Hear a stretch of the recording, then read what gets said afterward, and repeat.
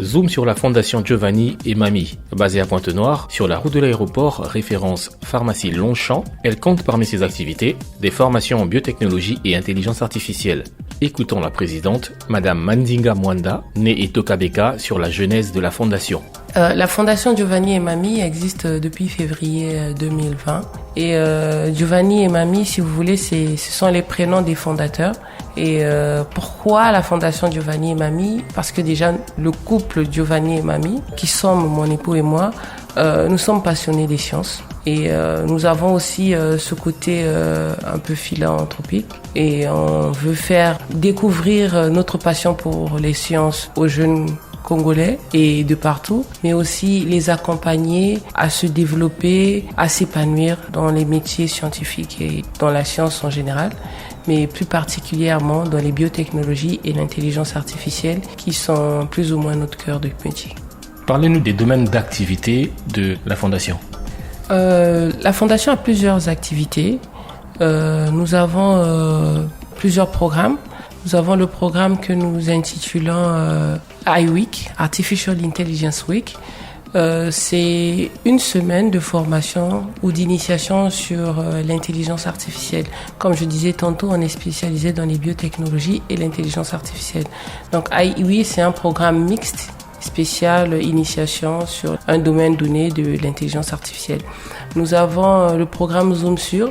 C'est un programme qui valorise les scientifiques congolais ou étrangers, mais nous avons d'abord commencé par la valorisation de nos scientifiques congolais. C'est pour permettre aux jeunes de s'identifier à ces scientifiques-là, parce qu'on s'est rendu compte que les jeunes n'ont pas souvent de modèles vers qui s'inspirer. Et ils savaient pas pour certains quels étaient les débouchés de leur formation scolaire ou bien universitaire. Et nous avons pensé qu'il était important qu'ils s'identifient à quelqu'un. Et donc il était aussi important de valoriser les travaux de ces scientifiques-là parce que nombreux font de belles choses mais ne sont pas connus dans ce qu'ils font. Nous avons aussi un programme que nous appelons FGM Talk. FTM Talk, c'est un programme de conférences-débats sur des thématiques d'actualité qui touchent les sciences, qui touchent la jeunesse. Et c'est aussi un programme où nous invitons les jeunes écoliers sensibilisant sur des thématiques données. Par exemple, nous avons eu un FGM Talk sur la cybercriminalité et le harcèlement au milieu scolaire. Donc ce genre de thématiques qui tournent autour de la tech, ou bien les femmes dans les sciences, et donc on invite un spécialiste qui vient nous parler du thème qui est choisi et on invite les jeunes pour les informer là-dessus. Et pour finir, nous avons le programme Women Biotech. Women Biotech, c'est un programme spécial femmes. Alors pourquoi spécial femmes? Parce que nous voulons encourager le maximum de jeunes filles à faire les sciences. Et donc au travers de mon programme Women Biotech, nous encourageons aussi l'excellence. Et donc, c'est un programme de bourse d'excellence dédié aux jeunes scientifiques niveau licence 3 à master 2. Et c'est un programme de stage pratique, tout pris en charge pendant 3 mois. Donc, les lauréates de ce programme sont reçues dans nos laboratoires pendant la période des grandes vacances, juillet, août, septembre, et elles travaillent sur une thématique donnée. Et à la fin, les résultats sont présentés et valorisés. Technobase avec Nazer Kiwari. Pour la suite, dites-nous de quoi dispose la Fondation comme logistique pour mener à bien ses activités. Alors ça, c'est, si on doit dire, pour le moment, notre plus grande difficulté, parce que la Fondation, jusqu'alors, elle fonctionne à 99% à fonds propres. Et c'est un peu la grosse difficulté que nous avons au niveau de la Fondation. Mais qu'à cela ne tienne, nous multiplions les demandes de subventions, d'accompagnement, de partenariat avec les entreprises privées, publiques, nationales et internationales pour nous accompagner afin que nous puissions mener à bien nos activités, mais aussi faire grandir la Fondation et toucher le maximum de Congolais et pourquoi pas d'autres jeunes qui pourraient bénéficier aussi des formations qui sont données au niveau de la Fondation. Depuis 2020 que la Fondation existe, quelles ont été les activités phares?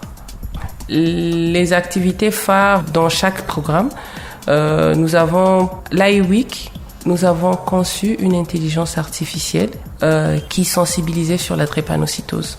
Et donc du coup, nous avons formé des jeunes à la conception d'un chatbot qui est un robot de conversation virtuel qui est édifié sur la drépanocytose. Et ce robot s'appelait Thierry. Et donc du coup, lorsque vous vous connectiez sur la page, Thierry vous donnait toutes les informations sur la drépanocytose. Mais comme Thierry n'est pas médecin, donc dès qu'il y avait une question à orientation médicale, Thierry vous géolocalisait et vous référait vers l'hôpital qui pouvait vous prendre en charge. Et Thierry envoyait un signal d'alerte. Ça, c'était le prototype que nous avons conçu.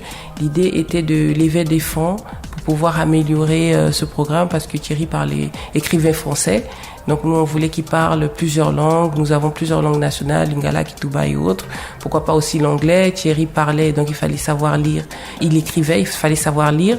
Nous, on voulait qu'il soit oral et autres. Donc ça, c'est une des réalisations de la Fondation. Et nous avons aussi le programme Women Biotech. Nous avons déjà eu 2 éditions.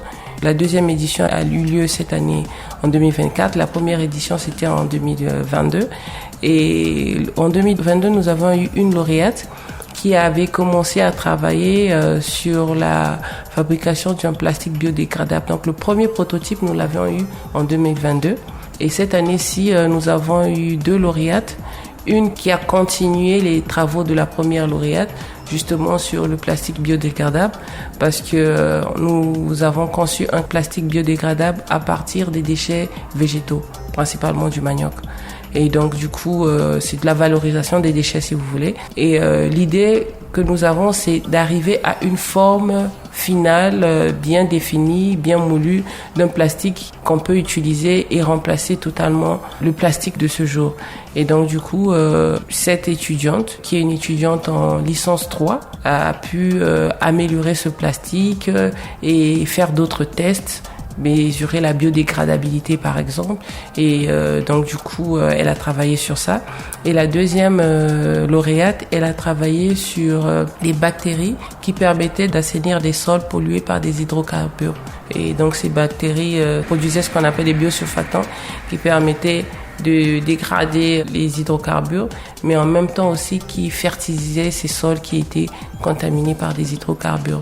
Donc à date, ce sont les grandes réalisations de nos 2 projets phares, en dehors des conférences débats qu'on a organisées pour sensibiliser les jeunes sur les techs. Technobase avec Nazer Kiwari. À vous entendre parler, on a comme l'impression que ces jeunes femmes travaillaient sur place dans les locaux de la Fondation. Et face à cela, est-ce qu'on peut savoir les moyens dont vous disposez? Est-ce que ce sont des salles, des labos, du matériel? Est-ce que vous pouvez nous en parler? Oui, les lauréates ont travaillé dans nos locaux. Effectivement, nous avons des laboratoires. Nous en avons principalement 4, si on doit dire. Un laboratoire de biomol, un laboratoire de physico-chimie, un laboratoire de microbiologie et une salle d'informatique. Si on doit dire un laboratoire aussi pour ceux qui sont du côté de l'intelligence artificielle. Et donc, du coup, ces étudiantes ont travaillé du début jusqu'à la fin dans nos labos. Ce sont des étudiantes qui viennent des universités d'État de la place qui ont postulé. Je disais tantôt, pour cette année-ci, une était en licence 3 et la deuxième était en première année de thèse. Et donc, elles ont fait tout cela en 3 mois seulement dans nos labos. Et pour nous séparer, madame, la Fondation, elle se situe où, sa situation géographique, et également comment faire pour vous retrouver sur les réseaux? Alors, nous sommes situés à Pointe-Noire, non loin de l'aéroport, à environ 100 mètres de là de l'aéroport. Le point de référence est en face du restaurant La Belle Époque ou bien de la pharmacie Longchamp. Nous sommes joignables sur les réseaux sociaux, Giovanni and Mami Foundation, ou bien sur Giovanni and Mami, donc Giovanni Giovani, and comme A-N-D en anglais, Mami MAMIE.org. Et il y a aussi le site web de l'université, c'est vrai que j'en ai pas parlé. La Fondation a son institution sœur, la Giovanni and Mami University, qui forme maintenant les jeunes en biotech et en intelligence artificielle. On peut avoir accès sur www.gm/univ.com. C'était Madame Mandinga Mwanda, née Itokabeka, présidente de la Fondation Giovanni et Mami. Elle nous présentait les activités de cette organisation.